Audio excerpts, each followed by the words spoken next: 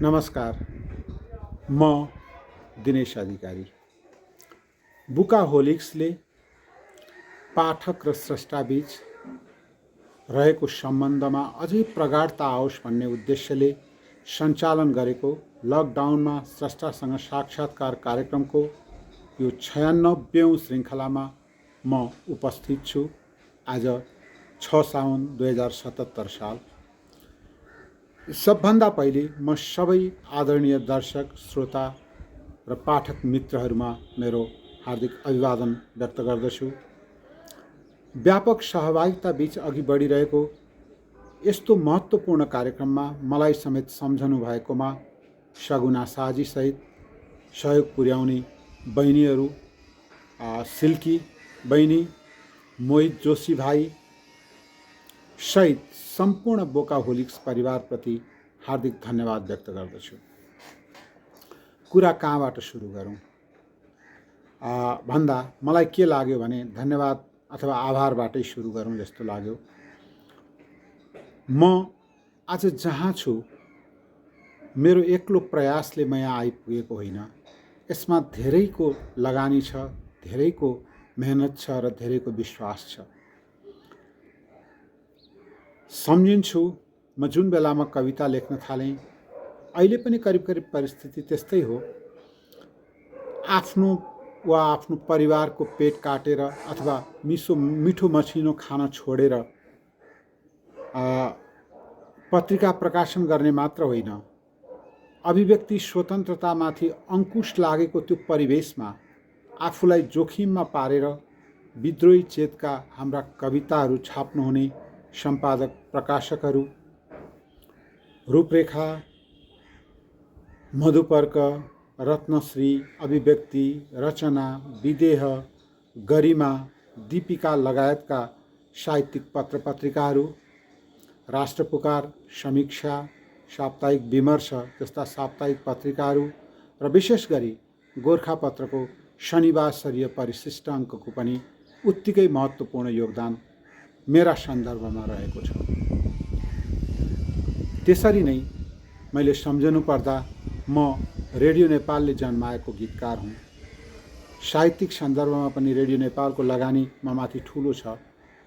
यतिखेर म मेरो सिरानी सङ्गीतकार मित्र राम थापा सहित आदरणीय सबै सङ्गीतकारहरू, आफ्नो गलामा मलाई सास फेर्न दिनुहुने आदरणीय गायक गायिकाहरू, मलाई विश्वास गर्नुहुने चलचित्र निर्माता र निर्देशकहरू प्रति पनि म आफ्नो आभार व्यक्त गर्दछु।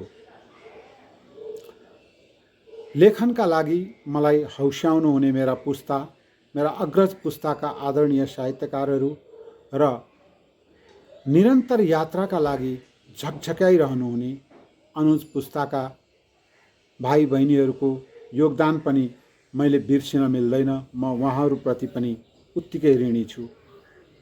मेरो समकालीन पुस्ता, जसले परस्पर सहयोग गर्न बाहेक ईर्ष्या गर्न चाहेन, म त्यही पुस्तामा हुर्किएँ र त्यो पुस्ताका कारण पनि मलाई यात्रा सहज बनेको छ। म मेरा सबै समकालीन साथीहरूप्रति आभार व्यक्त गर्दछु। मेरा गुरुआमाहरूको तिरी नसक्नु गुण मेरो काँधमा छ। प्रकाशनका सन्दर्भमा साझा Prakashan, Pragya Pratishthan, book art Nepal, Nepalaya, Shangrila books, Rajkamal Prakashan Delhi, जीवा लामिछानेको पनि सहयोग अथवा योगदान मेरा सन्दर्भमा रहेको छ। कविता र गीतका लागि खास गरी मेरो एकल प्रस्तुति गर्ने सन्दर्भमा स्वदेश तथा विदेशमा रहनुभएका विभिन्न सङ्घ संस्थाहरूले म माथि एउटा मञ्च, मेरो निम्ति एउटा मञ्च तयार गरिदिएर म माथि ठुलो गुण लगाउनु भएको छ। मेरा गीती रचनाहरू प्रकाशन गर्ने सन्दर्भमा म्युजिक नेपाल र बिन्दवासिनी म्युजिकको योगदान पनि मैले यतिखेर सम्झनै पर्ने हुन्छ। एउटा कविलाई आफू खुसी बाँच्न दिन परिवारले ठुलो सम्झौता गरेको हुन्छ, अथवा भनौँ सानो सम्झौता गरेर पुग्दैन। त्यो सम्झौता गरेर मेरो प्रसन्नताका लागि आफूलाई अप्ठ्यारोमा राख्ने मेरो परिवारप्रति म आभारी छु र सबैभन्दा ठुलो लगानी ममाथि मेरा पाठक अथवा दर्शकहरूको छ। उहाँहरूले एउटा स्रष्टाका लागि उसको अन्तिम गन्तव्य भनेको पाठक, दर्शक वा श्रोता नै हो। उहाँहरूले मलाई स्वीकार नगरिदिएको भए मेरा सबै यत्न प्रयत्नहरू निरर्थक हुने थिए। उहाँहरूले स्वीकार गरिदिनु भएको कारणले मैले आफूलाई अगाडि बढाउन सकेँ। त्यसैले म मेरा पाठकहरूप्रति अत्यन्तै नतमस्तक छु। म मनैदेखि अहिले मैले नाम लिन भ्याएका र नाम लिन नसकेका सबैप्रति आभार व्यक्त गर्छु र एउटा कविता पढेर आफूलाई अगाडि बढाउन चाहन्छु। मैले पढ्ने कविताको शीर्षक छ आत्मसमीक्षा। म यो कविता पढ्छु। यो मैले पछिल्लो छिमलमा लेखेको कविता मध्येको एउटा हो। आत्मसमीक्षा। अनगिन्ती रुखहरू छन् जङ्गलमा, फेरि पनि साल होस् कि सिमल, खैर होस् वा पिपल, प्रत्येकको एक्लो हुर्काइ छ, प्रत्येकको आफ्नै अग्लाइ र सङ्घर्ष छ। कसैले टेवा लिएको छैन सूर्यले। म यसलाई फेरि पढ्छु, अलिकति मैले गोलमाल गरेँ। आत्मसमीक्षा। अनगिन्ती रुखहरू छन् जङ्गलमा, फेरि पनि साल होस् वा सिमल, खैर होस् वा पिपल, प्रत्येकको एक्लो हुर्काइ छ, प्रत्येकको आफ्नै सङ्घर्ष र उचाइ छ। कसैको टेवा लिएको छैन सूर्यले, न ताराले नै हातेमालोको शक्ति सञ्चय गरेको छ। अँध्यारो मात्र होइन, उज्यालो पनि एक्लै छ, चरो एक्लै उड्छ, आकाश एक्लै टाँगिएको छ। तृप्ति मात्र होइन, तिर्खा पनि एक्लै छ, सम्भवतः एक्लो हुन नसकेकै कारण जिन्दगी यसरी चारै सुरबाट चुइएको हुनुपर्छ। सम्भवतः एक्लो हुन नसकेकै कारण जिन्दगी यसरी चारै सुरबाट चुइएको हुनुपर्छ। समय खुब ठुलो पाठ सिकाइस् तैँले, सङ्कट पर्दा पुच्छर खसाल्दै भाग्ने यो माउसुली झुन्डबाट मैले आफूलाई अलग्याउनै पर्छ। मैले अब आफ्नो बाटो बदल्नै पर्छ। मैले अब आफ्नो बाटो बदल्नै पर्छ। यसपछि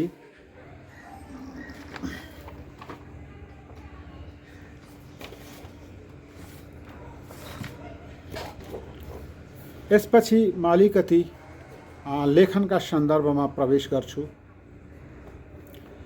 मेरो पिताजी नन्दनहरि उपाध्याय ओखलढुङ्गे कविता, लेख र विशेष गरी सामाजिक सरोकारका विषयमा सम्पादकलाई चिठी लेख्नुहुन्थ्यो। 2004 सालदेखि गोर्खापत्रमा उहाँका चिठीहरू प्रकाशित हुन थालेका थिए भने 53 साल साउनमा उहाँको निधन भएपछि पनि उहाँका चिठीहरू छापिँदै थिए। मेरी आमा शारदा देवी साधारण लेखपढ गर्नुहुन्थ्यो। विशेष गरी छन्द कविताहरू गाउनुहुन्थ्यो। आमाको त्यो एक किसिमको गायनले पनि मलाई सधैँ तानिराखेको हुन्थ्यो। मेरा दाजुहरूको साहित्यमा रुचि थियो र त्यसैले मेरो घरको वातावरण चाहिँ साहित्यमा रुचि राख्ने थियो। यहीँनिर भनौँ, मेरो पुर्खौली थाकथलो भनेको ओखलढुङ्गा हो, डाँडाखर्क गाउँ। मेरो पिताजीले काठमाडौँमा बसाइ सर्नुभयो। म अहिलेको पुरानो बानेश्वर, काठमाडौँको पुरानो बानेश्वरमा जन्मेँ। 2020 सालमा हामीहरू पिताजीले सर्लाही जिल्लाको हरिओनमा पनि घर जग्गा किन्नु भएपछि त्यता गयौँ। आमालाई त्यतै रहर लाग्यो बस्न। आमा जहाँ, छोराछोरी त्यहीँ, म पनि त्यहीँ बस्न थालेँ र त्यहीँ सर्लाहीको हरिओनमा हुर्किएँ। कविता कहिले लेख्न थालेँ भनेर कुरा गर्दा म 50 वर्ष अगाडिको करिब समय सम्झिन्छु। त्यतिखेर म 4 क्लासमा पढ्थेँ। स्कुलमा प्रतियोगिता हुन्थ्यो कविताको, मैले पनि कविता लेखेँ र पुरस्कार पाएँ। त्यतिखेर मैले एउटा सिसा कलम र कापी पुरस्कार पाएको थिएँ। म त्यतिखेर महादेव जनता प्राथमिक विद्यालयमा पढ्थेँ। यसपछि म एकैचोटि 31 साल सम्झिन्छु, चतुर्भुजेश्वर जनता माध्यमिक विद्यालय सर्लाही हरिओनको, जुन अहिले उच्च माध्यमिक विद्यालय भएको छ, त्यहाँ म पढ्दै गर्दा त्यो जिल्ला स्तरीय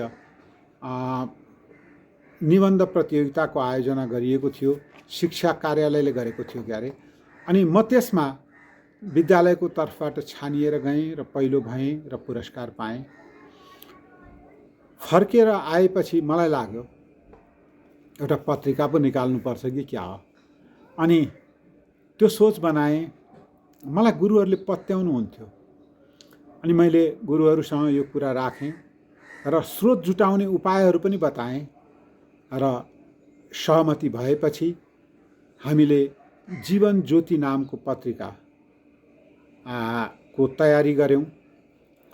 त्यसमा मेरो ठुटे चोली शीर्षकको मैले कथा लेखेको थिएँ, त्यो कथा दिएँ। त्यसको सम्पादक मण्डलमा गुरुहरू हुनुहुन्थ्यो र छात्र सम्पादकका रूपमा म थिएँ। यो यता छँदै थियो।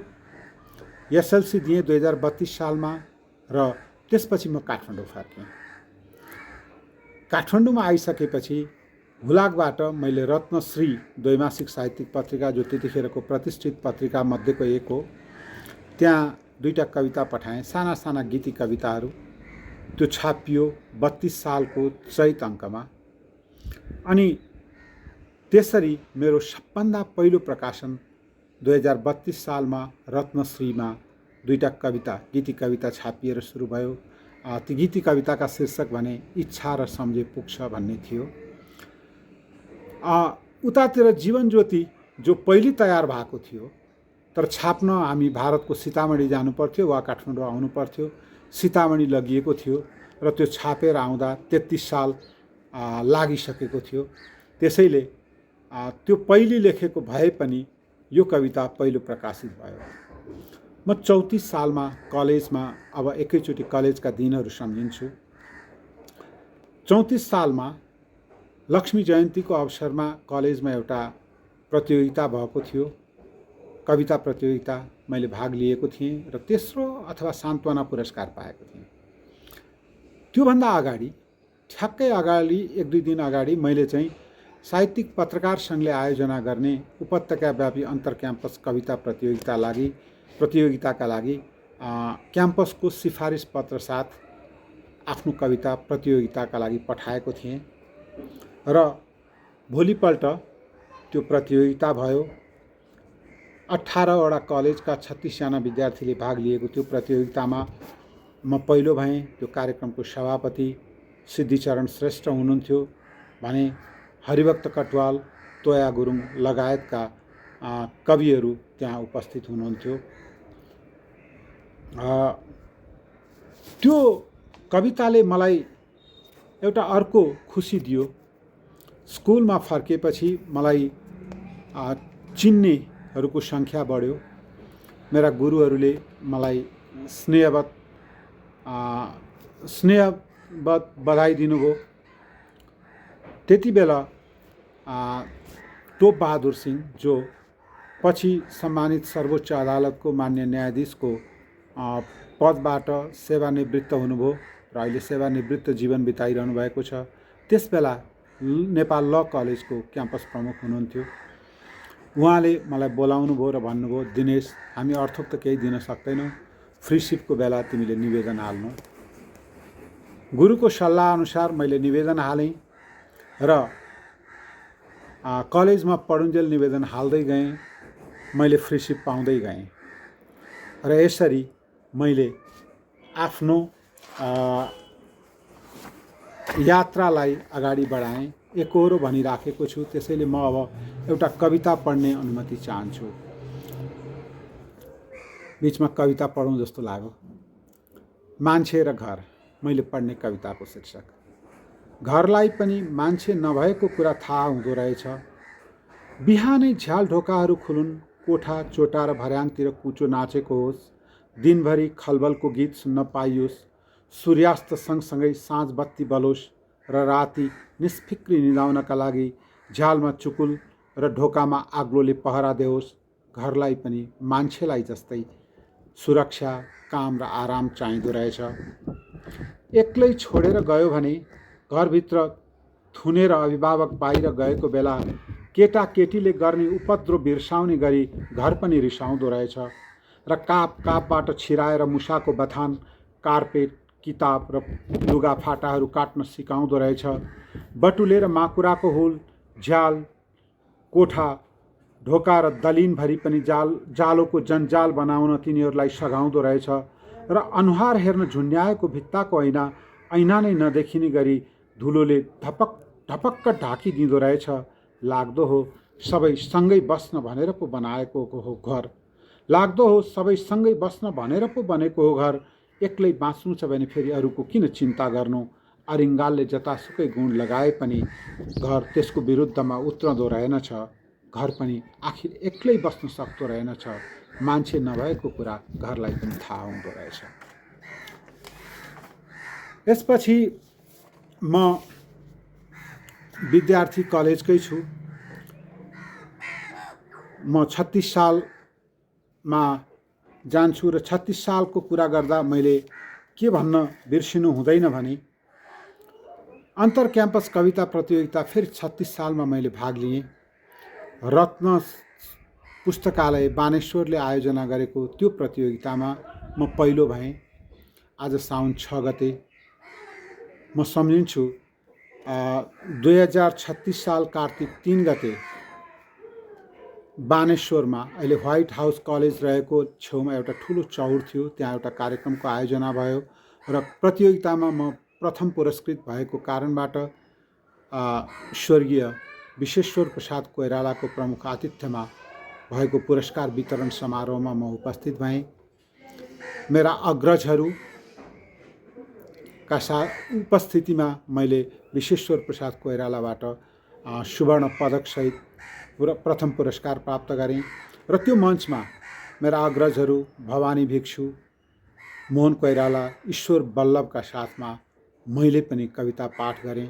त्यो क्षण अहिले सम्झँदा गौरव लाग्छ र यही गौरवको सन्दर्भमा म विश्वेश्वर प्रसाद कोइरालाप्रति आफ्नो श्रद्धाभाव पनि प्रकट गर्दछु। 36 सालमा एउटा घटना के भयो भने 36 सालको परिवर्तन विद्यार्थी आन्दोलनबाट भएको हो। पाकिस्तानका प्रधानमन्त्री जुल्फिकर अली भुट्टोलाई फाँसी दिएको विरुद्धमा विद्यार्थीहरूले विरोध प्रदर्शन गरे र प्रशासनले त्यो चिज सहन सकेन, धरपकड गर्यो। त्यसपछि त्यसले उत्कर्षतिर जाँदै गयो आन्दोलन र कविहरू पनि त्यो आन्दोलनमा एक किसिमले सहभागी भए। रूप भने सडक कविता क्रान्तिको रूपमा अभिव्यक्ति स्वतन्त्रताको पक्षमा त्यो सडक कविता क्रान्तिको आयोजना गरियो, जहाँ चाहिँ मेरा अग्रजहरू मोहन कोइराला, हरिभक्त कटवाल, ईश्वर बल्लभ, भवानी घिमिरे लगायतहरू हुनुहुन्थ्यो भने अधिकांशतः हाम्रो पुस्ताका साथीहरू, कविहरू त्यो आन्दोलनमा सरिक थियौँ र त्यो आन्दोलनले यति चाँडै देशव्यापी रूप लियो कि सडक कविता क्रान्ति वास्तवमा नेपाली साहित्यको सन्दर्भमा एउटा ऐतिहासिक घटना बनेर रहेको छ। र सडक कविता क्रान्तिले के चिज दियो त नेपाली कवितालाई भन्दा कता कता जनजीवनसँग टाढिँदै गएको हो कि भन्ने अवस्थामा नेपाली कविता थियो त्यतिखेर। किनभने धेरै पत्र पत्रिकाहरूले हामी कविता छाप्दैनौँ, कविता नपठाउनु भनेर सूचना पनि निकाल्नुहुन्थ्यो।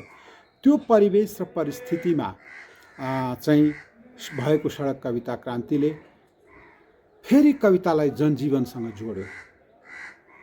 कवितामा सरलताले फेरि एउटा नयाँ ढङ्गबाट पाइलो चाल्यो। यद्यपि सरल कविता लेख्नेहरू त्योभन्दा अगाडि पनि हुनुहुन्थ्यो। हामी सङ्घर्षका ती दिनहरूमा थियौँ अनि आफूलाई स्थापित गर्न धेरै प्रयत्न गर्थ्यौँ। त्यो प्रयत्न गर्ने क्रममा कतै दर्ता नभएको हामीले एउटा युवा साहित्यिक समाज नामको संस्था गठन गऱ्यौँ, जसका कार्यक्रमहरू रत्न पार्कको चौरमा हामी गर्थ्यौँ। त्यो युवा साहित्यिक समाजमा साथीहरू अभि राई, दिनेश सत्याल, जसलाई हामी अहिले सौरभका नामले चिन्छौँ, जीवन आचार्य, गोविन्द गिरी, प्रेरणा समेतका साथीहरू थियौँ। त्योबाट हामीले पूर्वार्ध नामको एउटा गोजीमा राख्न मिल्ने पत्रिका निकाल्यौँ केही अङ्क। यो यतातिर चलिराखेको थियो भने अर्कोतिर भवानी घिमिरे दाईले कुरा उठाउनु भएपछि साथीभाइहरूले अलिअलि पैसा उठाउनु भयो र मेरो कविता सङ्ग्रह छापिदिने कुरा भयो। दिनेश सत्याल, जसलाई म मिता भन्छु, उहाँले सबै चाँजो पाँजो मिलाउनु भयो र युवा साहित्यिक समाजको नाममा मेरो पहिलो कविता सङ्ग्रह 2037 साल वैशाख 1 गते विमोचन गरियो। यहीँनिर भनौँ, अन्तरका छिटाहरूको प्रकाशनभन्दा अगाडि म रहर र लहरले मात्रै कविता लेख्थेँ। त्यसपछि भने म कवितामा गम्भीर हुन थालेँ। कविता लेख्दै गएँ। अब लेखेपछि छाप्ने मन हुने, त्यसमाथि पनि नयाँ नयाँ हुँदाखेरि अझ छापौँ भन्ने रहर हुने।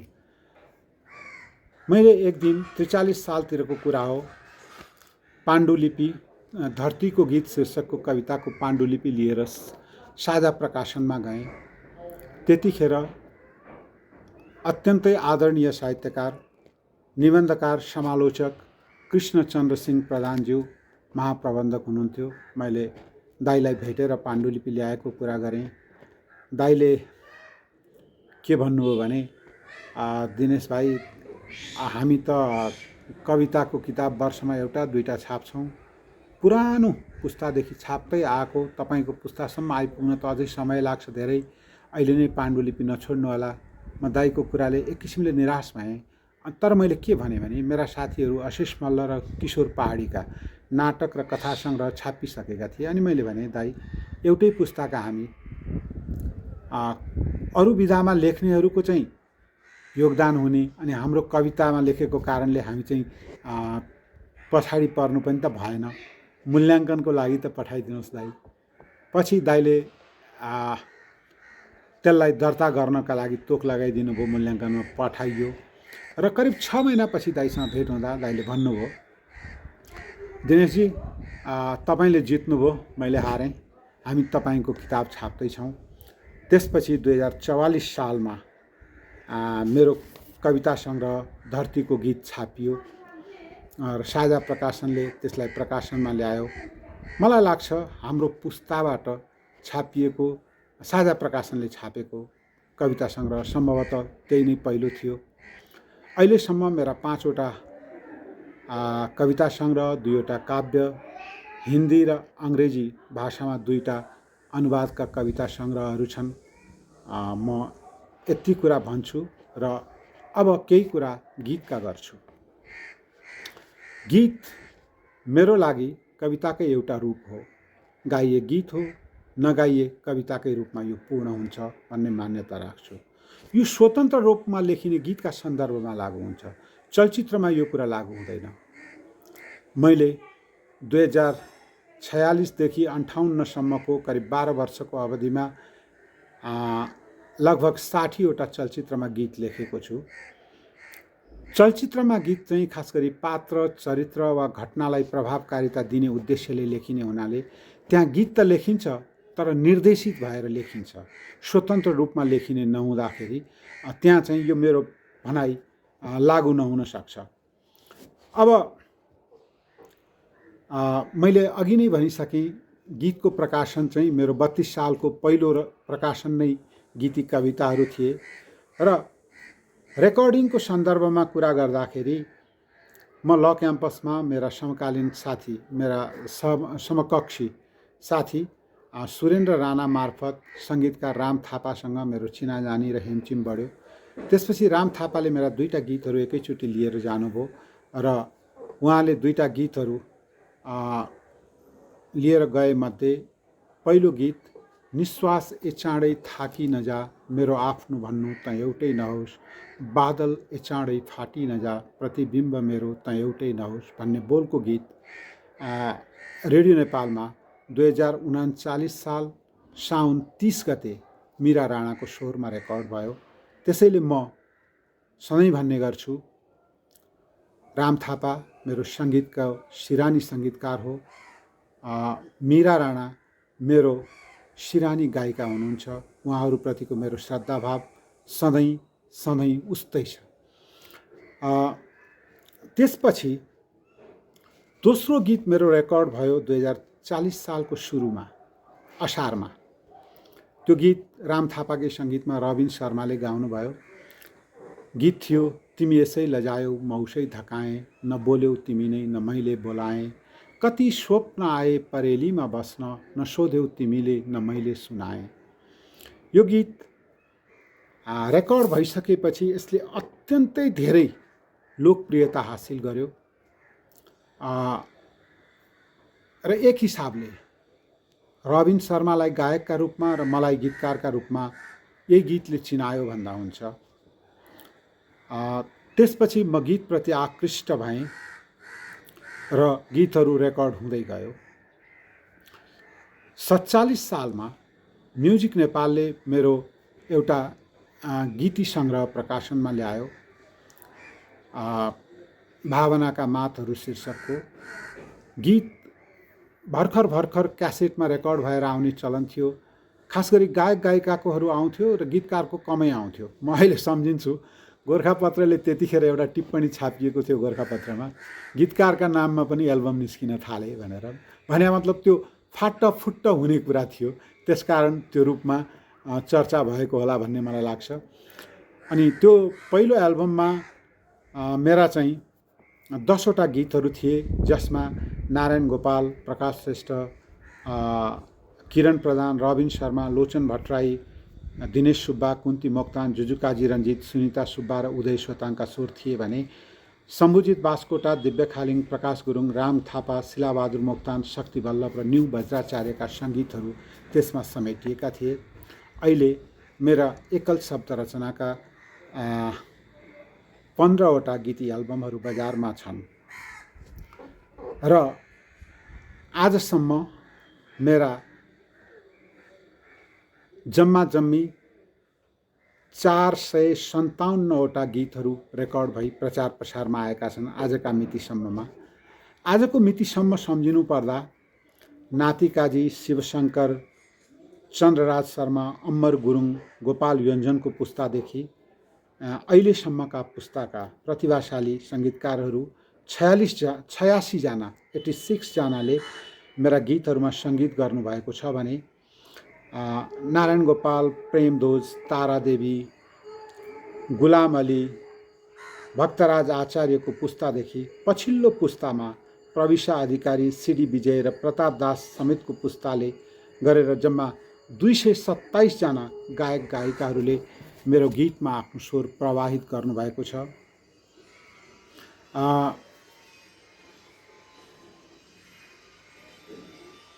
त्यसपछि मैले 2048 सालमा केही गीतहरू बटुलेर, त्यतिखेरसम्म गीत सङ्ग्रह निकाल्ने चलन पनि त्यति साह्रै थिएन, यद्यपि केही अग्रजहरूका गीतहरू थिए, तर बजारमा उपलब्ध भने अत्यन्तै सीमित मात्र थियो। अनि एउटा गीत सङ्ग्रह पनि निकाल्छु भने र 2048 सालमा अविराम यात्राको गीत सङ्ग्रह निकालेँ र यसरी मैले आफूलाई अगाडि बढाएँ। अब म गीतको कुरा गरेको सन्दर्भमा एउटा दुईटा गीत पढ्ने अनुमति चाहन्छु।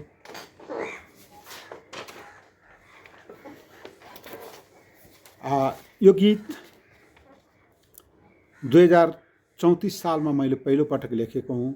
36 सालमा केही 1-2वटा शब्दहरू परिवर्तन गरेको छु र 41 सालमा प्रकाशनमा आएको द ब्लू नोट्स नामको नारायण गोपाल दाईको लङ प्ले रेकर्डमा यो गीत प्रकाशनमा आएको छ 2041 साल पौषमा। त्यो गीत मेरो ढङ्गमा पढ्ने अनुमति चाहन्छु। तिमी जुन रहरले ममा फुल्न आयौ, सबै सुख हराए सँगै चोट पायो, म डुब्दो किनारा कहाँ हाँस्न सक्नु, व्यर्थै तिमीले मेरो हात समायो। वैशालु तिम्रा ती रहरहरूमा न मैले कहिल्यै हरियाली कोरेँ, राताम्य तिम्रा ती अधरहरूमा न मैले कहिल्यै खुसियाली पोतेँ, र सायद रिसायौ तिमी भित्रभित्रै न भित्री तिम्रा ती खुल्दोली सोधेँ। रुझे हुन् ती तिम्रा पलक र आँखा, मसँग कहिले इसारा नबोल्दै, रुखे हुन् ती तिम्रा यौवन र भाका, मसँग कहिले निश्वास नखोल्दै, र सायद सराप्यौ सधैँ वैंशलाई जो शून्यतामा बिलाएमा जस्तै। अब एउटा अर्को रेकर्ड नभएको गीत सुनाउन चाहन्छु। मलाई सामाजिक सरोकारका विषयमा गीत लेख्ने मन हुन्छ र निरन्तर लेखिराखेको छु। रेकर्ड भने अलिक कमै भएका छन्, त्यो आफ्नै ठाउँमा छ। ढुङ्गा फोर्दै जिन्दगानी जोड्न खोज्ने दिदी, औँला कुट्यौ कत्तिचोटि, सयौ कत्तिचोटि, रोयौ कत्तिचोटि। 12 मास पसिनाले धोइरान्छौ मुख, पेट भर्नुभन्दा ठुलो छैन तिम्रो सुख, फेरि पनि कतै छैन तिम्रो लागि खुसी, जिन्दगी नै भाछ तिम्रो जिन्दगीको बाजी।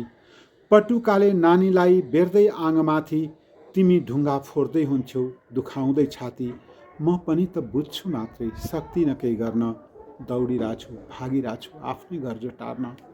देउताको त के कुरा भो बस्छ सधैँ माथि, किन माग्छ थाहा छैन उल्टै फुलपाती, देश छ त कहाँ छ खै, कता हिँडिरहेछ, दुखियाको लागि किन पराई झैँ भाछ।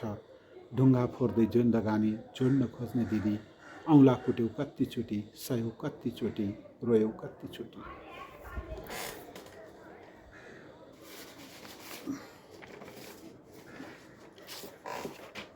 यसपछि म अलिकति अगाडि जान चाहन्छु र म मेरो लेखनको मान्यताका बारेमा केही कुराहरू संक्षेपमा राखौँ भन्ने लागिराखेको छ।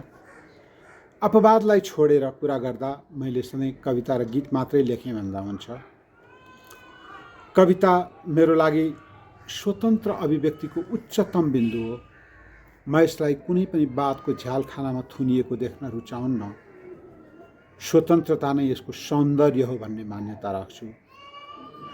कविता मेरो एकहोरो प्रेम पनि हो। पेशा वा व्यवसायमा सम्झौता हुन सक्छ। मेरा कुनै पनि कविता सम्झौताका उपज होइनन्। यी मेरा मनका स्वतन्त्र पखेटाहरू हुन्। स्वतन्त्रतासँग विविधताको अन्योन्याश्रित सम्बन्ध छ। कविता लेख्नु व्यक्तिगत कार्य भए तापनि सार्वजनिकता यसको गुण भएकोले कवितामा म सधैँ सरल भाषाको प्रयोग गर्न रुचाउँछु। सरलताको अर्थ कलाविहीनता भने होइन, कलात्मकता कविताको प्राण हो। कवितामा नयाँ कुरा लेखेको दाबी म कहिल्यै पनि गर्दिनँ। विषयवस्तुमा जतासुकै समानता भेटिन सक्छ। हामी एउटै विश्वमा बाँचेका मान्छे हौँ। तर के चाहिँ हो भने अरूले गरे भन्दा फरक ढङ्गमा आफूलाई प्रस्तुत गर्ने प्रयत्न चाहिँ मैले सधैँभरि गर्दै आइरहेको छु। अरूले भन्दा फरक ढङ्गमा प्रस्तुत गर्ने त्यो टेक्निकलाई म मौलिकता भन्छु। मौलिकता हरेक स्रष्टाका लागि आवश्यक हुन्छ। त्यही फरकपन खोज्ने कोसिसमा मैले आजसम्म लागिराखेको छु। लेख्नु मलाई लाग्छ मान्छे जस्तै सरल र मान्छे जस्तै जटिल काम हो। म आफ्नो लेखनमा सकेसम्म मान्छेलाई निफन्ने र उदिन्ने कोसिस गर्छु। यस अर्थमा मेरो लेखनको आग्रह, उद्देश्य, विषय र गन्तव्य पनि मान्छे हो। यिनै मान्यताका साथ म अहिलेसम्म लेख्दै आइरहेको छु। तर थाहा छैन म आफ्ना मान्यताहरूमा कतिको खरो उत्रिन सकेको छु, मलाई थाहा छैन। धेरै विधाहरूमा मैले हात हालेँ। सुरुमा कथा लेखेँ, निबन्ध पनि लेखेँ, नाटक पनि लेखेँ। एउटा नाटक मञ्चन पनि भएको छ 38 सालमा। पछि मलाई लाग्यो मेरो बाटो कविता नै हो। त्यसैले म कवितामा लागेँ। अब मैले भोगेका केही एउटा दुईटा घटना सुनाउन चाहन्छु। त्यो घटना के हो भने पञ्चायती व्यवस्थामा हामीले लेखन सुरु गऱ्यौँ। त्यो व्यवस्थामा राजा राजपरिवार वा व्यवस्थाका बारेमा आलोचनात्मक ढङ्गले केही बोल्न लेख्न वर्जित थियो र त्यसो गर्नु एक किसिमले अपराध हुन्थ्यो, एक किसिमले होइन अपराध हुन्थ्यो। यस्तो अवस्थामा विद्रोही चेतका कविता लेख्न छाप्न ठुलै आँट चाहिन्थ्यो। दुईटा सन्दर्भहरू सम्झिन्छु म यतिखेर, त्यति मात्रै भनौँ समयलाई ध्यानमा राखेर। 38 साल माघ 22 गते राष्ट्रपुकार साप्ताहिकमा मेरो साथी विष्णु विभु घिमिरे र मैले संयुक्त रूपमा लेखेको कविता समय भन्ने कविता छापियो। समय शीर्षकको यो कविता त छापियो, संयुक्त रूपमा लेखेको पहिलो कविता थियो। तर पहिलो गाँसमै के भयो भने हामीलाई राजकाज मुद्दा लाग्यो। वारेन्ट जारी भयो, हामी केही दिन लुकेर बस्यौँ। अनि कतिन्जेल लुक्ने अनि माघको 28 गते हामी बयान गर्न भनेर दुईजना हामी अब जानै पर्यो भनेर अञ्चलाधीश अफिस गयौँ, बागमती अञ्चलाधीश अफिस। सुन्दर प्रसाद साथ दुखी जो कथा लेख्नुहुन्थ्यो, उहाँ अञ्चलाधीश हुनुहुन्थ्यो। अनि हामीले त्यहाँ आयौँ भनेपछि हामीलाई उहाँ कहाँ लगियो। अनि उहाँले बयान गराएर ल्याउन आदेश दिनुभयो। टन्डन थरका एकजना अधिकृत हुनुहुन्थ्यो, उहाँले हाम्रो बयान गराउनु भयो।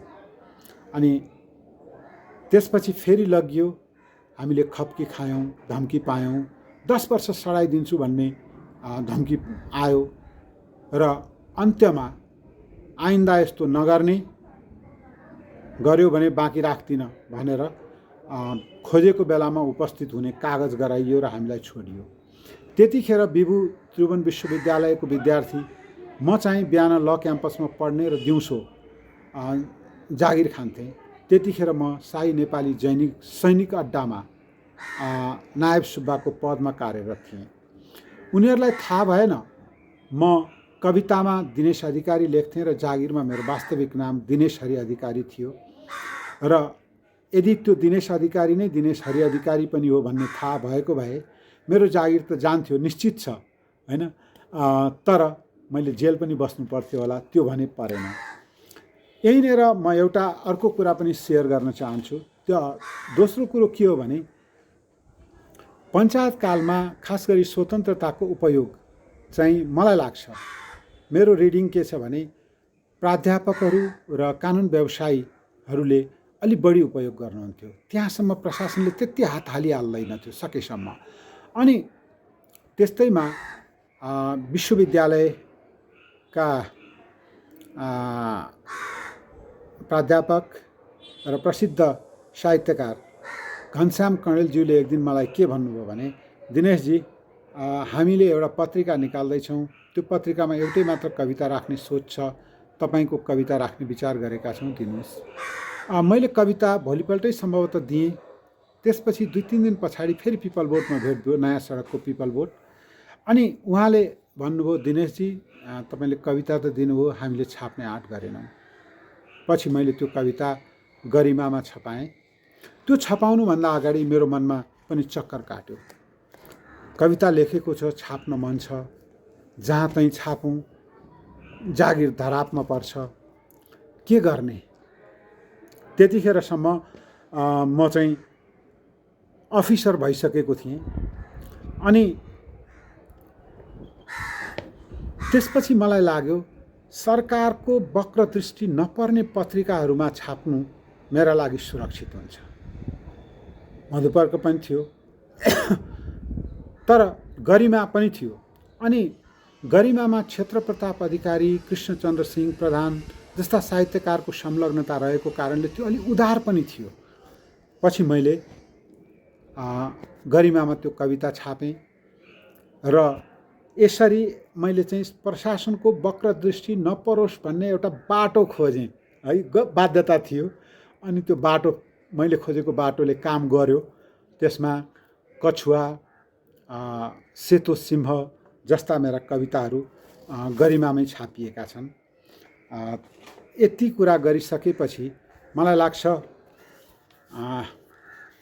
एउटा कविता फेरि पढौँ होला जस्तो लाग्यो। सानो संरचनाको कविता पढ्छु म।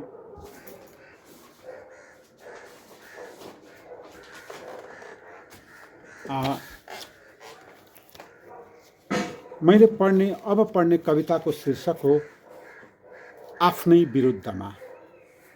आफ्नै विरुद्धमा। थुक्क मान्छेको जिन्दगी बुझ्न थालेदेखि बाँचुन्जेल सधैँ आफ्नै लास बोकेर हिँड्नु परेको छ, सधैँ आफ्नै पिर ओढेर सुत्नु परेको छ। बढ्दै गर्न सके दाल भातको सम्पन्नता साटेर दिनौँ आफ्नै जिन्दगी चपाउनु परेको छ। बाँचुन्जेल आफ्नै लागि शास्ति र मरेपछि पनि कसैलाई नखड्कने अनुपस्थिति छ। मेरा लागि मान्छे हुनुको गर्व अब आफ्नै श्वास प्रश्वासमा चिलाउन थालेको छ। सार्थक जिन्दगीको प्रतिस्पर्धामा त साँच्चै भन्छु गधासँग म पहिल्यै हारिसकेको छु।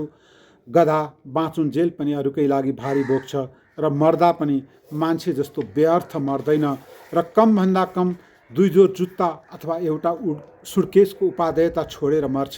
थुक्क मान्छे भएका सारा दाँत झरिसकेपछि पनि चपाउन छोड्दैन आफ्ना थोत्रा गिजाहरू र चिपचिप चिपचिप आफ्नै रगतको स्वाद चुसेर हाँस्छ। मान्छे नामको यो जातलाई अर्थ केही चाहिँदैन। म त भन्छु एक जोर जुत्ता जुटाइदिने आश्वासन मात्र दिनुपर्छ। यसले छँदा खाँदाका आफ्ना 2टा खुट्टा पनि काट्छ। मान्छे नामको यो जातलाई अर्थ केही चाहिँदैन। म त भन्छु एक जोर जुत्ता जुटाइदिने आश्वासन मात्र दिनुपर्छ। यसले छँदा खाँदाका आफ्ना 2टा खुट्टा पनि काट्छ। धन्यवाद। म शैलेन्द्र दाईलाई देखिराखेको छु। अघि सडक कविताको क्रान्तिको कुरा गरेँ। शैलेन्द्र दाई हाम्रा अग्रजहरूका रूपमा त्यहाँ हुनुहुन्थ्यो। शैलेन्द्र दाईलाई मैले सादर नमस्कार गरेँ। थुप्रै साथीभाइहरूले देख्नु भएको देखिराखेको छु। म सम्भवतः भ्याएँ भने पछाडि तपाईँहरूसँगै समय बिताउने छु। पहिले म आफ्ना केही कुराहरू भनौँ कि जस्तो लागेको छ। लेखन थाल्दाखेरि मलाई लाग्छ लेखनमा मात्र होइन हरेक विधामा मान्छेले के खोज्छ भने केही नयाँ गरौँ, केही नयाँ गरौँ, नयाँबाट चिन्यौँ। त्यही नयाँ गरौँ भन्ने सोचबाट हामीले पनि केही कुरा गऱ्यौँ। 30को दशकको कुरा गर्दैछु म। थुप्रै साथीभाइहरूसँगै बस्थ्यौँ। कविताको सन्दर्भमा भने विष्णु विभु घिमिरे र म चाहिँ अरू साथीभन्दा अलि नजिक थियौँ कि जस्तो लाग्छ। हाम्रो बिचमा एक दिन संयुक्त कविता लेख्ने सल्लाह भयो। अनि त्यो सल्लाह अनुसार हामीले सबभन्दा पहिले समय शीर्षकको कविता लेख्यौँ, जसका बारेमा मैले योभन्दा अगाडि चर्चा गरिसकेको छु। त्यो कविता 38 साल माघ 22 गते राष्ट्रपुकारमा छापिएको थियो। संयुक्त कविता लेख्दा हामी विषयवस्तुमाथि छलफल गर्थ्यौँ। कहाँसम्म कसले लेख्ने भनेर आपसमा सरसल्लाह हुन्थ्यो। दुवैले आफ्नो भाग लेख्थ्यौँ। अनि त्यसपछि फेरि दुवैजना एकै ठाउँमा बस्थ्यौँ। कहाँ पुगेको छैन, पुरा पुगेको छ कि छैन, लिङ्क मिलेको छ कि छैन हेर्थ्यौँ, थप्थ्यौँ र कवितालाई अन्तिम रूप दिन्थ्यौँ। यसरी हामीले संयुक्त कविता लेख्न थाल्यौँ। संयुक्त लेखनको परम्परा नेपालमा हामीले सुरु गरेको होइन, तर हामी फरक ढङ्गबाट सुरु गरेका चाहिँ पक्कै हौँ। मलाई सम्झना छ आकाश विभाजित छ भन्ने उपन्यास थियो। शैलेन्द्र दाई पनि हुनुहुन्छ। आकाश विभाजित छ भन्ने उपन्यास सम्भवतः 10 जनाले मिलेर लेख्नु भएको उपन्यास थियो। अनि तर के थियो भने सबैले आफ्नो आफ्नो च्याप्टरमा उहाँको नाम थियो, कुन च्याप्टर कसले लेखेको छुट्टिन्थ्यो। संयुक्त हुँदै पनि त्यो संयुक्त थिएन। हामीले के गर्यौँ भने संयुक्त लेख्यौँ भनेपछि सबै विषयवस्तुमाथि हामी दुइटै उत्तिकै मिसिएका छौँ भने यो पार्ट चाहिँ विष्णुले लेखेको, यो पार्ट चाहिँ दिनेशले लेखेको भनेर किन छुट्याउने। त्यसैले हामीले एक अर्कालाई विलय गर्यौँ र यो लाइन दिनेशको, यो लाइन विष्णुको भन्ने नछुट्टिने गरी संयुक्त कविता लेख्ने र त्यसलाई प्रकाशन गर्ने काम गऱ्यौँ। विभु र मैले 38 सालदेखि 48 सालसम्म करिब 10 वर्षमा संयुक्त कविता लेख्यौँ। ती कविताहरू राष्ट्रपुकार, समीक्षा र साप्ताहिक विमर्शमा छापिएका छन्। यो नयाँ केही गरौँ भन्ने सोच अन्तर्गत गरिएको एउटा काम थियो। यहीँनिर एउटा प्रसङ्ग जोडौँ। हामी दुईजना त संयुक्त कविता लेख्थ्यौँ। एक दिन सल्लाह भयो किन 2 जना मात्रै, अरू 2 जना पनि थपिएर लेखौँ। त्यसपछि वर्णानुक्रम अनुसार आशिष मल्ल, गगन बिरही, म र विष्णु विभु घिमिरेले एउटा बस्तीको कथा शीर्षकमा एउटा विषयवस्तुमाथि छलफल गऱ्यौँ अनि एउटा बस्तीको कथा शीर्षकमा कविता लेख्यौँ। 2040-41 सालतिर हामीले यो लेख्यौँ। 4 जनाले आफ्नो पाटो लेख्यौँ। त्यसपछि फेरि हामी 4 जना एकै ठाउँमा बस्यौँ र कुरा गऱ्यौँ। कविताहरूको लिङ्क मिलायौँ, नपुगेका कुरा थप्यौँ र साफी गर्न गगनले लिएर गए, गगन बिरैले। अनि त्यसपछि यो बिचमा के भयो भने त्यसलाई छाप्नुभन्दा अगाडि नै म जागिरमा बाहिर गएँ। साथीहरू पनि अरू काममा लाग्नुभयो। हामी सबैको विद्यार्थी जीवन करिब करिब सकियो। अनि त्यसपछि त्यो बिर्स्यौँ हामीले। 56 सालमा म पुराना कागजपत्र पल्टाउँदै थिएँ आफ्ना, त्यहाँ मैले फेला पारेँ गगनले साफी गरेको र केही हामीले सच्याएको कविता भेट्यो। त्यसमा परिमार्जन गर्ने प्रशस्त ठाउँहरू थिए, देखियो। तर परिमार्जन गर्नतिर लाग्ने कि नलाग्ने, कोही अमेरिका, कोही कहाँ। अनि मलाई के लाग्यो भने अरू केही अर्थ नराखे पनि यसले हाम्रो मित्रताको एउटा दस्तावेज हुनसक्छ। त्यसैले मैले त्यही रूपमा छाप्ने यसलाई निर्णय गरेँ र त्यतिखेर मधुपर्कमा कपिलजी हुनुहुन्थ्यो, कपिल घिमिरे। अनि उहाँलाई गएर यो कविता छाप्नका लागि भने अब 35 पेजको टाइप गरिएको कविता एउटै अङ्कमा छापिदिनुहोस् भन्ने मेरो आग्रह थियो। बडो गाह्रो भयो, तर मैले गरेको अनुरोधलाई कपिलजीले स्वीकार गर्नुभयो र अक्षर भन्ने कुरा नगरौँ, अत्यन्तै साना झिना अक्षरमा त्यो एउटै अङ्कमा 2057 सालमा त्यो छापियो। पछि 57 सालको मधुपर्कमा छापियो। अनि पछि हामीले गगन बिरई अमेरिकामा बस्थे, उनी फर्केपछि 72 सालमा यसलाई पुस्तकाकारको रूपमा निकाल्ने सोच बनायौँ। हामीले त्यो अनुसार तयारी गऱ्यौँ र पुस्तकको रूपमा एउटा बस्तीको कथा शीर्षकको काव्य भन्न आयो, लामो कविता हाम्रो प्रकाशनमा आएको छ। र त्यसमा प्रसिद्ध उपन्यासकार भाइ अमर न्यौपानेको अग्रलेख छ भने प्रसिद्ध समालोचक प्रतापचन्द्र प्रधानले यो कविताको प्रयोगधर्मिता र नेपाली साहित्यमा यसको स्थानका बारेमा संक्षेपमा कहीँ लेख्नु भएको टिप्पणी पनि समेटिएको छ र यो हामी 4 जनाले लेखेको संयुक्त कविता थियो, नयाँ केही गरौँ भन्ने सन्दर्भमा। त्यही नयाँ केही गरौँ भन्ने क्रममा हामीले अर्को एउटा काम गऱ्यौँ। पहिले क्यासेटमा कविता फाटफुट्ट निस्किन्थ्यो होला अथवा निस्किँदैन थियो, मलाई थाहा छैन। तर के चाहिँ थाहा छ भने व्यावसायिक रूपमा चाहिँ निस्किँदैन थियो, बजारमा बिक्री वितरणका लागि चाहिँ आउँदैन थियो। अनि नेपालमा भर्खर क्यासेट आइराखेको, त्यो गीत सङ्गीतमा बढी प्रयोग भइराखेको। तर हामी के चाहन्थ्यौँ भने कवितालाई अगाडि ल्याउँ, कवितालाई जनजीवनसम्म पुर्याउँ। कसरी पुर्याउने त भन्दा हामीले सोच बनायौँ कविताको पनि क्यासेट निकालौँ। आशिष मल्ल त्यतिखेर परिवार नियोजन तथा मातृ शिशु कल्याण योजनामा काम गर्ने, कवि हेमहमाल त्यसको हाकिम हुनुहुन्थ्यो। अनि हामीले 4 जनाका कविताहरू परिवार नियोजन तथा मातृ शिशु कल्याण योजनाको त्यो स्टुडियोमा रेकर्ड गऱ्यौँ। एक साइडमा 2 जनाको, एक साइडमा 2 जनाको गरेर कविता राख्यौँ र कविताको मौसम शीर्षकमा त्यो क्यासेट 2041 साल साउनमा प्रकाशनमा ल्यायौँ। त्यो क्यासेटमा उद्घोषणको काम प्रसिद्ध कथाकार मेरा मित्र किशोर पहाडीले गर्नुभएको छ भने त्यसमा ध्वनि संयोजनको काम प्राविधिक रूपमा उपेन्द्र अर्यालजीले गर्नुभएको छ। यो क्यासेट 2041 साल साउनमा निस्कियो र मैले अहिले एउटा विज्ञापन भेटेँ। विज्ञापनमा के रहेछ भन्दाखेरि 2041 साल भदौ 10 गतेको गोर्खापत्रमा त्यो विज्ञापन छापिएको रहेछ र कविताको मौसम शीर्षकको क्यासेट बजारमा उपलब्ध छ भन्ने बेहोरा त्यसमा लेखिएको रहेछ। यति कुरा भनेर त्यो कविताको क्यासेट मलाई लाग्छ होइन, हो, नेपालमा सबैभन्दा पहिले निस्किएको कविताको क्यासेट हो, बजारमा आएको। केही नयाँ कुरा गरौँ भन्ने सन्दर्भमा म फेरि अब एउटा अर्को कुरा गर्न चाहन्छु। सानो कुरा,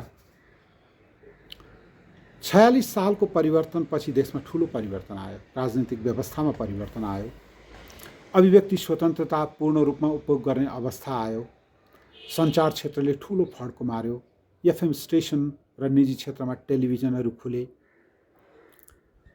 पञ्चायत कालमा खास गरी प्रणय पिरती, राजा रानी, देशभक्तिका गीत अथवा भजनहरू मात्रै रेकर्ड हुन्थ्यो र रेकर्ड हुने ठाउँ भनेको रेडियो नेपाल मात्रै थियो। रेडियो नेपालको कुरा गर्दा म फेरि पनि एकचोटि भन्छु, गीत पास गर्नु पर्थ्यो, सेन्सरसिप थियो। तर एउटा राम्रो पक्ष के थियो भने प्रतिभाहरूलाई, राम्रा रचनाहरूलाई भने रेडियो नेपालले बडो सहज ढङ्गबाट स्थान दिने गर्थ्यो र पालो पालो गीतहरू रेकर्ड गर्नलाई गायक गायिकालाई डेट दिन्थ्यो। अनि आफ्नो डेट वर्षमा एउटा दुईटा तीनटासम्म पाउने राम्रा गायक गायिकाले पाउने हुँदाखेरि राम्रा गीतहरू, छानिएका सङ्गीतहरूको रेकर्ड हुन्थ्यो। त्यो आफ्नै ठाउँमा छ। मैले अहिले सन्दर्भ फेरि मेरो सन्दर्भमा फर्केँ अनि फेरि पनि प्रणय पिरतीकै गीतहरू मात्रै छन्। मैले पनि अधिकांश गीत प्रणय पिरतीकै लेखेको छु। तर प्रणय पिरती मात्रै जीवन होइन, जीवन अन्त पनि छ भन्ने मलाई लाग्ने। अनि जीवन जस्तै गीतको आकाश पनि फैलिनुपर्छ भन्ने लाग्ने भएकोले मैले सामाजिक सरोकारका विषयमा केही गीतहरू लेखेँ। जस्तो मैले चाहिँ के लेखेँ भन्दाखेरि भट्टी पसल थाप्ने चेली अथवा गलैँचा बुन्ने चेली, रिक्सा चालक, भरिया, विधवा, किसान, गाउँ छोडेर सहर पसेर हराएको मान्छे, यी यस्ता विषयहरूमा, आमा विषयमा 10वटा गीतहरू लेखेँ। 10भन्दा बढी गीतहरू लेखेको थिएँ। 10वटा गीतहरू चाहिँ रेकर्ड गर्ने हामीले सल्लाह गऱ्यौँ। मैले सल्लाह गऱ्यौँ भन्दा अगाडि भन्नुपर्छ, जब यो गीतहरू लेखेँ र म गायक गायिकाहरूलाई भन्थेँ, आफू गीत रेकर्ड गर्न सक्दिनँ थिएँ, लौ न यो गीत रेकर्ड गरौँ।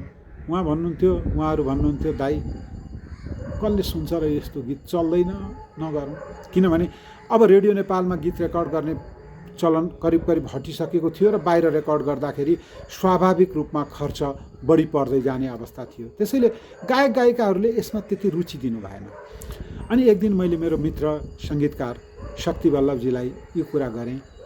उहाँ सहमत हुनुभयो नयाँ गरौँ भनेर। अनि त्यसपछि हामीले आफ्नै लागतमा, कम लागतमा हुने गरी गीत रेकर्ड गर्न थाल्यौँ। पछि जीवा लामिछानेजीले पनि हामीलाई यसमा प्रकाशनका लागि सहयोग पुर्याउनु भयो र हामीले 10वटा गीतहरू रेकर्ड गऱ्यौँ। ती गीतहरू म अहिले सम्झिन्छु योगेश वैद्य, प्रकाश श्रेष्ठ, दीपक खरेल, सुकमित गुरुङ, सपनाश्री, आनन्द कार्की, रामकृष्ण ढकाल, एम बराल, शर्मिला बर्देवा र स्वयं शक्ति वल्लभजीले पनि एउटा गीत गाउनुभयो र अनुभूति शीर्षकको यो एल्बम म्युजिक नेपालबाट प्रकाशनमा आयो 2057 सालमा। यो प्रकाशनमा आउने भइसकेपछि एउटा विमोचन कार्यक्रम गर्ने कुरा चल्यो। यसैसँग जोडिएर आएको एउटा अर्को रमाइलो, विमोचन त गर्ने, फेरि त्यसको लागि निमन्त्रणा कार्ड छाप्ने, हल खोज्ने, निम्ता पुर्याउने, यी सबै कुरा एक किसिमको झन्झट जस्तो थियो। अनि सामाजिक सरोकारको विषयमा गीत लेखिएको थियो, त्योभन्दा अगाडि पनि गीत लेखिएको थियो। तर पहिले लेखिएका गीतहरूभन्दा हामी फरक कहाँ थियौँ भने हामी पात्र वा चरित्रले आफैले आफ्ना कुरा भन्नुपर्छ भन्नेतिर अनुभूतिलाई नदबाउने कुराहरू पनि लेखिराखेका थियौँ। अनि त्यसैले त्यो सार्वजनिक गर्न वा विमोचन गर्न आवश्यक लागिराखेको थियो।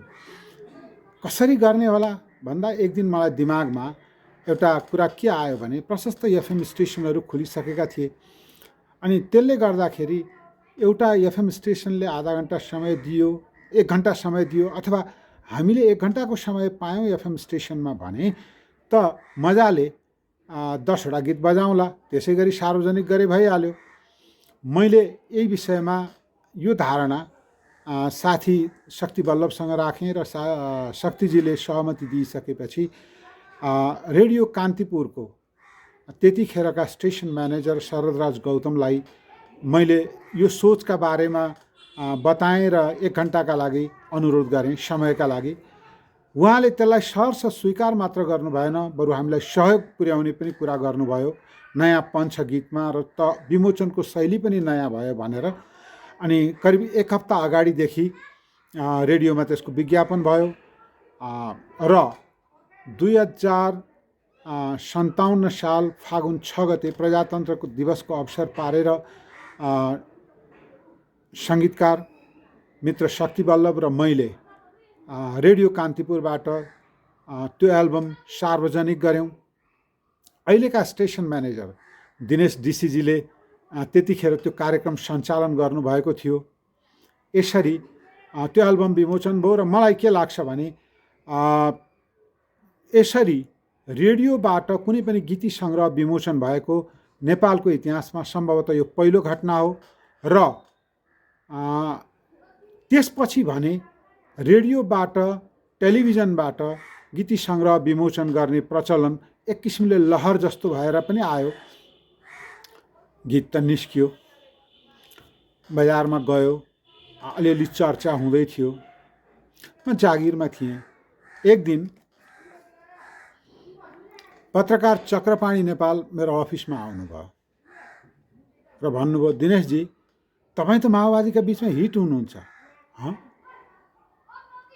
माओवादीका बिचमा हिट हुने भनेको त्यतिखेर सकारात्मक भन्दा नकारात्मक अर्थमा बढी लिइन्थ्यो। अनि म अलि अल्मलिएको देखेपछि उहाँले भन्नुभयो, तपाईँलाई थाहा छँदैछ होला, दाङ र दाङभन्दा माथि चाहिँ माओवादीहरूले सेन्सर नगरेको कुनै पनि सामग्री जाँदैन नि। तपाईँको त्यो अनुभूति भन्ने क्यासेट रहेछ गीतको, त्यो त कपी गरेर माओवादीहरूले गाउँ गाउँमा पुर्याउनु भएको छ, जहाँ गए तपाईँको गीत सुन्न पाइन्छ। उहाँका कुरा सुनेपछि भने अलिकति सन्तोष भयो, एक किसिमले खुसी पनि लाग्यो। रोयल्टीका हिसाबमा त हामी ठगियौँ होइन, तर पनि हाम्रा सिर्जनाहरू धेरैभन्दा धेरै मान्छेले सुनेकोमा सन्तोष लाग्नु स्वाभाविक हो। मलाई अहिले पनि त्यो एल्बम निकालेकोमा सन्तोष लाग्छ। र अब म नयाँ कामको सिलसिलामा एउटा अर्को कुरा, अन्तिम कुरा जोड्छु। त्यो के हो भने नेपाली रङ्गमञ्चको क्षेत्रमा परिचित नाट्य संस्था सर्वनामको जन्म पनि केही नयाँ गर्ने सोचकै परिणामस्वरूप आएको थियो। सर्वनामका संस्थापकहरूमध्येको एउटा हुनुको कारणले म अहिले सम्झन्छु यसको स्थापनाको पछाडि मूलतः 2टा कारणहरू विद्यमान थिए। पहिलो, हामी हल भाडा तिरेर नाटक गर्न सक्ने अवस्थामा थिएनौँ। दोस्रो, हामी अभिव्यक्ति स्वतन्त्रताको पक्षपाती थियौँ र नाटकमा पनि हामी त्यस्तै कुराहरूका हिमायती थियौँ र यो कारणले गर्दा हामीलाई हल दिन सरकारको अधीनमा रहेका हलहरू हामीलाई सजिलै उपलब्ध हुन पनि गाह्रो थियो। अनि सर्वनाम कतै दर्ता त थिएन विधिवत रूपमा, तर सर्वनाम थियो। हामीले त्यसैले अब नाटकलाई सडकमा लिएर जानुपर्छ, सबैसँग पुग्ने हाम्रो उद्देश्य हो। अब पैसा तिरेर सकिँदैन भने सडकबाट जाउँ भन्ने सोच एउटा आयो, छलफल भयो र हामीले अशेष मल्लको लेखन र निर्देशनमा हामी बसन्त खोजिरहेछौँ भन्ने नाटक 2039 साल भदौ 20 गते पहिलोपल्ट त्रिभुवन विश्वविद्यालयको कोरोनेसन गार्डनमा प्रदर्शन गऱ्यौँ। अशेषको लेखन र निर्देशन यसमा थियो। सर्वनाम दर्ता त थिएन, तर हामीसँग काम विभाजन चाहिँ थियो। सडक नाटकमा म उद्घोषणको काम गर्थेँ। सर्वनामका सबै नाटकहरूमा उद्घोषणको जिम्मेवारी मेरो पर्थ्यो। विष्णु बिबु घिमिरेले संयोजनको जिम्मा लिनुहुन्थ्यो भने रामकृष्ण निरालाको भागमा व्यवस्थापनको जिम्मेवारी थियो। यसरी सडक नाटक नेपालमा भित्रिएको सन्दर्भमा, नेपालमा सुरुवात गरेको सन्दर्भमा पनि सहभागी र साक्षीका रूपमा आफूलाई कहिलेकाहीँ सम्झँदा आनन्द लाग्छ। अनुभव धेरै किसिमका छन्। अनुभवका केही कुराहरू मैले तस्बिरको कथा शीर्षकमा बुक आर्ट्स नेपालले प्रकाशनमा ल्याएको तस्बिरको कथा भन्ने पुस्तकमा केही संस्मरणहरू राखेको छु। त्यहाँ यी कुरा पनि उल्लेख भएका छन् र यसरी नयाँ गर्ने रहर र चाहना त्यो बेलामा थियो, यसरी पुरा गरियो। केही कुराहरू मैले यहाँहरूसँग राखेँ। अब जाँदै बेला भइसकेको छ, समयले नेटो काटिसकेको छ। म जाने बेला एउटा कविता पढ्नु त छँदैछ। जाँदा जाँदा एउटा अर्को कुरा भन्छु। साहित्यिक सन्दर्भमा त्यतिखेर नामको पछाडि उपनाम राख्ने चलन पनि थियो, व्यापक रूपमा थियो। त्यो रहरमा वा त्यो लहरभित्र म पनि लागेँ। मैले अधीरको उपनाम राखेँ। अधीरको उपनामबाट मेरा केही 3-4वटा कविताहरू प्रकाशित भएका छन्। कहीँ दिनेश अधीर छ, कहीँ दिनेश अधिकारी छ, अधीर मात्रै छ। रहरले नाम राखेको थिएँ, पछि मन लाग्न छोड्यो, हटाइदिएँ। त्यसको कारण पनि त्यति मात्रै हो। अब के गरौँ, जाउँ, बिदा हौँ? होइन, बिदा नहुने हो भने जाँदा जाँदा एउटा प्रसङ्ग, रोचक प्रसङ्ग सुनाउँछु। त्यो प्रसङ्ग के हो भने, मेरो दाजु ध्रुवहरि अधिकारी जो पत्रकारिताको क्षेत्रमा परिचित हुनुहुन्छ, उहाँले आफ्ना रचनाहरू प्राय हुलाकबाट पठाउनुहुन्थ्यो प्रकाशनका लागि। र मलाई पनि त्यो देखेर र दाजुले भनेको कारणले म पनि हुलाकबाट पठाउन थाल्थेँ। दाजु के भन्नुहुन्थ्यो भने, आफूले लगेर दियो भने छापिदिएनन् भने पनि दुःख लाग्छ, अनि उनीहरूलाई पनि आइहाल्यो भनिहाल्यो भनेर छापिदेलान्। त्यसो गर्नुभन्दा रचना ठिक छ भनेदेखि त उनीहरू त्यसै छापिहाल्छन् नि, हुलाकबाट पठाउनु सबभन्दा राम्रो हुन्छ। अनि मैले हुलाकबाट पठाउँथेँ। दिल्ली बजार घट्टेकुलोमा बस्ने म दिल्ली बजारमै भएको रत्नश्रीमा पनि मैले कविता हुलाकबाटै पठाएँ 32 सालदेखि नै। अनि 37-38 सालतिर मैले एउटा ऐना भन्ने कविता हुलाकबाट पठाएँ। 38 सालमा त्यो रत्नश्रीमा छापियो, मैले बजारबाट किनेर ल्याएँ। रत्नश्रीको एउटा चलन के थियो भन्दाखेरि, विभिन्न विधाहरूमा आफ्नो पत्रिकामा छापिएका उत्कृष्ट रचनाहरूलाई रत्नश्री सुवर्ण पदक दिइन्थ्यो र त्यो प्राय मुमा बडा महारानी वा बडा महारानीको हातबाट दिइन्थ्यो। 38 सालको रचनाको सन्दर्भमा आदरणीय कविवर सिद्धिचरण श्रेष्ठको समेतको रहेको संयोजन मूल्याङ्कन समितिले मेरो ऐना शीर्षकको त्यो कवितालाई सर्वश्रेष्ठ कविता ठहर्याएछ र रत्नश्रीको लागि सिफारिस गरेछ। अब समस्या त्यसका सम्पादक, प्रधान सम्पादक र प्रकाशक मदनदेव भट्टराईज्यूलाई परेछ। के भएछ भने, अब उहाँले मलाई चिन्नु भएको छैन, यता पुरस्कारको लागि सिफारिस भएको छ भनेपछि उहाँले पछि सोध्दै खोज्दै जाँदा घट्टेकुलोतिर बस्छ भनेपछि 1-2 दिन त्यता चक्कर काट्नु भएछ। अनि थाहा पाउनु भएछ ल क्याम्पसमा पढ्छ अरे भनेर। त्यसपछि 2 दिन जति क्याम्पस जानुभएछ। दिउँसो जानुभयो, म बिहान पढ्थेँ, दिउँसोको लागि थाहा हुँदैन थियो। दोस्रो दिन उहाँले क्याम्पस प्रमुखसँग भेट्नुभएछ, जो मैले अघि पनि कुरा गरेँ, मेरा आदरणीय गुरु टोप बहादुर सिंह त्यतिखेर क्याम्पस चिफ हुनुहुन्थ्यो।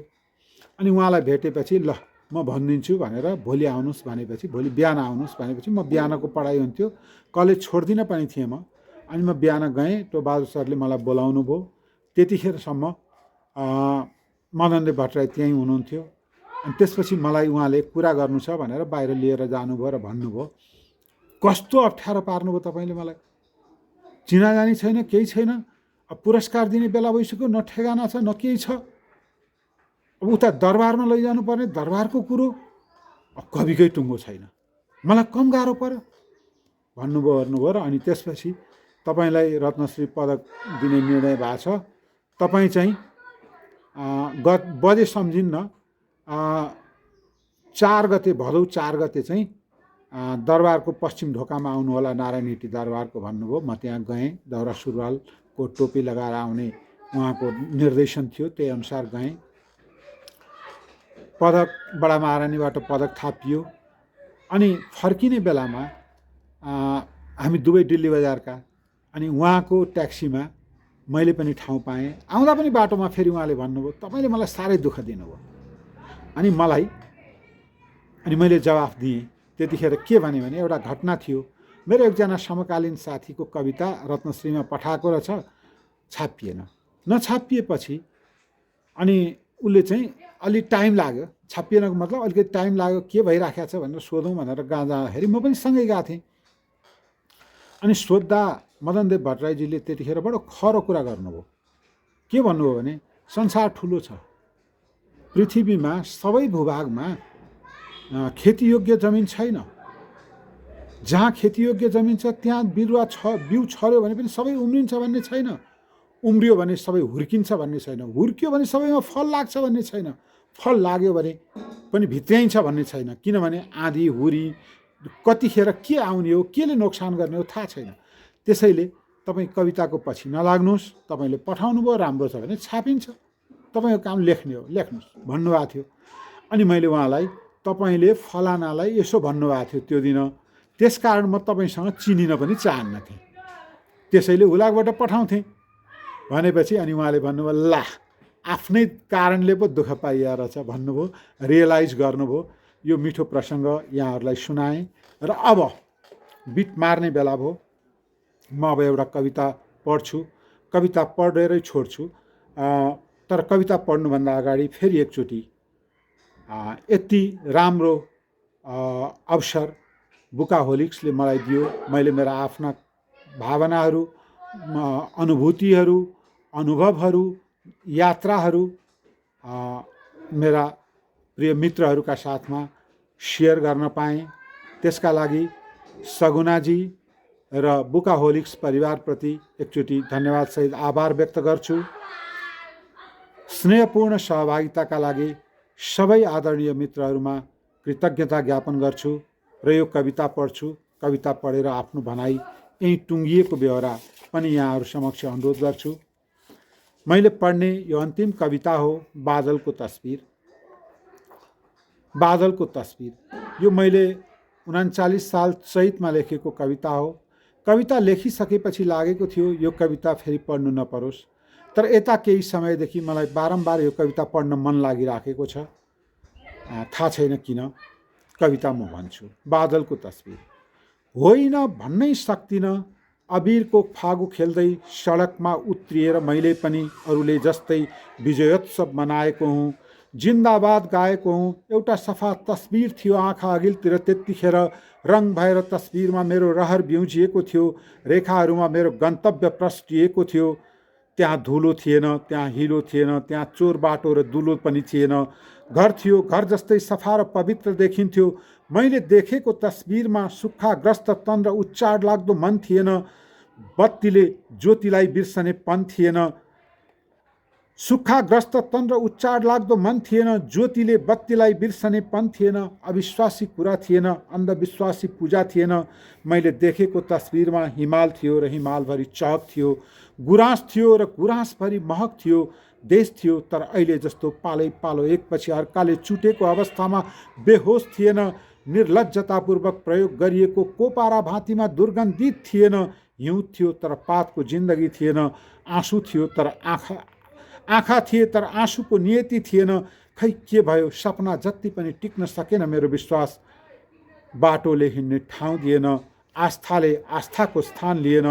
आफैलाई विश्वास गर्न नसकेपछि अहिले यतिखेर म तपाईसँग सोध्न आइपुगेको छु महाशय।